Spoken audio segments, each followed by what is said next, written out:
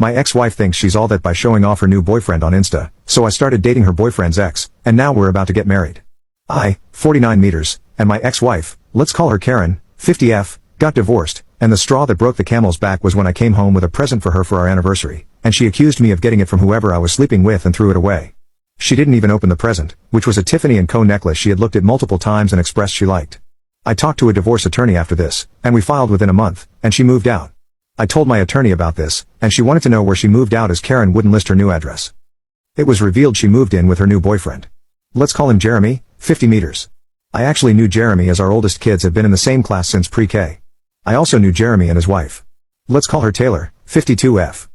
Just got divorced right before us too.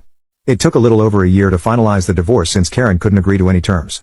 A few weeks after the divorce, Karen and Jeremy went public with their relationship on a luxury beach trip. Shortly after, Taylor sent me a friend request that I quickly accepted. I'll admit, at this moment, I was being shallow because she's undeniably attractive, and she messaged me right after. She asked if I had seen the post, yada yada yada, just small talk. Then the conversation quickly turned into making plans to get dinner and drinks one night. It was Karen's first weekend with the kids, so Taylor and I went out. It sounds sappy, but at that moment, I knew this could be something. It felt natural talking to her and like I didn't have to walk on eggshells or tiptoe around things. She was the first person to actually look at me while I'm talking, and we agreed on almost everything. I invited her over after we left, and we had a few more drinks and watched a sappy love movie, having so much fun making fun of how unrealistic it was. Somehow, we finished a bottle and a half of wine, so I invited her to stay the night. She offered to sleep on the couch, but I told her she could sleep in the bed since I still wasn't sleeping well because I wasn't used to sleeping alone. The next morning, I made us breakfast, and we agreed that we should do this another time and that it was great. As we were eating, Karen texted me that she was down the road to drop the kids off. Taylor rushed to get dressed and left. It felt terrible making her leave like that. And, of course, the first thing Karen asked about was if she saw Taylor's car coming down our road. I told her nope, and she dropped the kids off and left. That was 4 years ago. And shortly after that, Taylor admitted to me that she wanted a relationship, and I said yes. We kept it private all this time because it's really no one's business to know as long as we were happy together. We just celebrated our 4th anniversary, and beginning in November, Taylor started to hint that she wanted me to propose and wanted me to move to her farm in another town since she lived an hour and a half away. Our anniversary was December 1st, and she planned a surprise dinner with all our friends to propose to me. I couldn't believe that she really did all this for me. All our friends were incredibly supportive and agreed that we seemed happy together and deserved to be happy with each other. The next day, I made a post that we were engaged.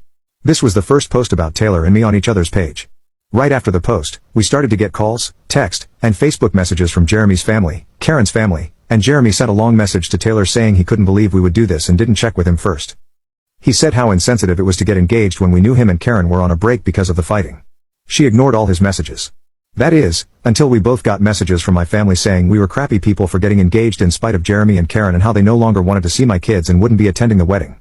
Taylor started to help me sell my house since she also works for a real estate company.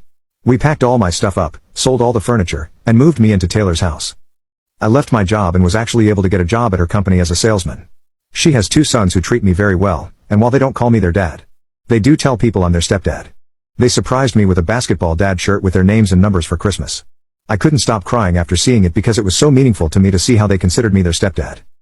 Karen had the kids for Christmas, and we were supposed to begin the normal split custody in January.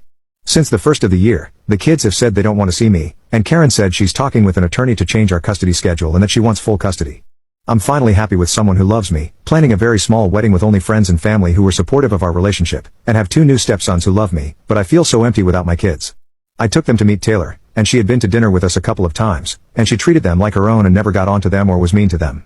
I feel so conflicted about what to do. My kids won't even talk to me over the phone and refuse to see me. Is it my fault for finally being happy? Update 1. I'm not sure how much of an update this is, but here we go. To start, I'm sure she and Jeremy had an affair when we were still married, and I really don't care to know. I don't let them waste any of my energy worrying about them and what they do or did. I probably could have worded the end of my post better. Taylor isn't a stranger. I just pulled off the street and got engaged too.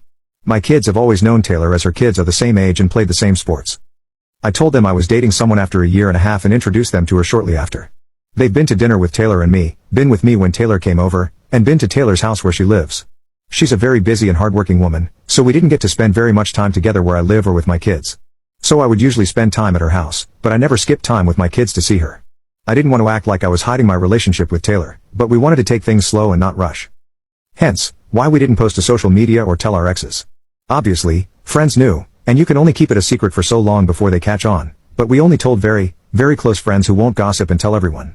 Now for the update. After that post and the advice, I called my lawyer who agreed that she can't keep the kids from me and that she was definitely doing something to make them act like that. She did say we could go to court, but I told her I wanted to try and resolve it without court first. I talked with my therapist about arranging a session just with my kids and me, and she helped schedule a date for all of us. I called Karen after that to say I wanted to have a talk with only the boys, and she could drop them off, but she could not attend. And the therapist was able to finally get them to open up. You guys were right. She turned the story to say that Taylor and I had an affair for years before we got divorced and even tried to tell our youngest that Taylor could be her mom because I was cheating them, which isn't true as I never cheated on Karen in our entire relationship. I was able to tell the kids the full truth, and I felt like a 50-pound weight was lifted off my chest. Afterward, I had never been happier to hug all three of them. I made sure to express how much we missed them and how happy we were to have them home. They spent the weekend with us, and I was able to tell the older two the full story about Karen and Jeremy, how the marriage fell apart, and once again invited them to live with us.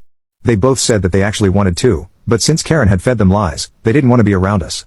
They get out of school in May and are planning to move with us for the summer.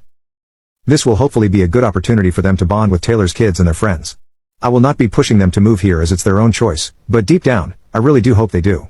I think going to a smaller school and living in a smaller town will be better for them than living in a city. I told my youngest a more watered-down version of events. I did make sure to tell him that Karen is his real mom and what she told him about Taylor was not true, and he seemed to understand it.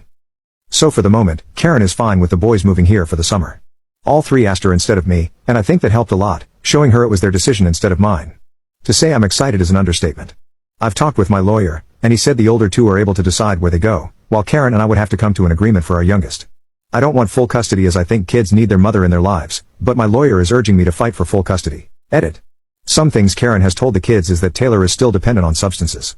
To make a long story short, about 2 years ago, Taylor had been having neck problems and saw a chiropractor for the first time in her life. That chiropractor broke her neck in 4 places, resulting in her needing 2 surgeries and becoming addicted to pain meds. She was on them for a year, and it took her another 6 months to get off, but she's been clean since of any prescription medication. She also said that Taylor and I wanted to take them away and never let them see their other family, tried to accuse me of being addicted to substances too, and I also found out Jeremy was calling them my boys and wanting them to take his last name, which is still Taylor's because he refused to change it after the divorce. So there's still lots we don't know and hopefully will one day.